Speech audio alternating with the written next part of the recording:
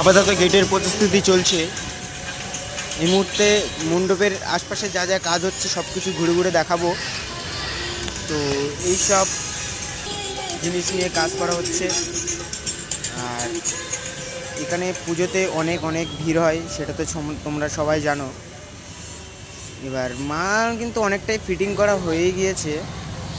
এবার আশপাশটা তোমাকে ঘুরে ঘুরে দেখাচ্ছি তোমাদেরকে, দেখো তোমরা কেমন লাগে। এই যে আর্টসের গেটটা কত বড়, মানে 7টা ধাপ এই গেটটা তুলে ধরা হচ্ছে। ভেতরের কাজটা অনেকটাই প্রায় চলে এসছে। এবার ভেতরে যে ফাইবার কাস্টিংয়ের কাজ চলছে ফিনিশিংয়ের, ওইগুলো শেষ হয়ে গেলেই ভেতরের ফিনিশিংয়ের কাজটা ধরে ফেলবে। অনেক কিছুই দিয়ে মণ্ডপটা সাজানো হচ্ছে ভেতরে।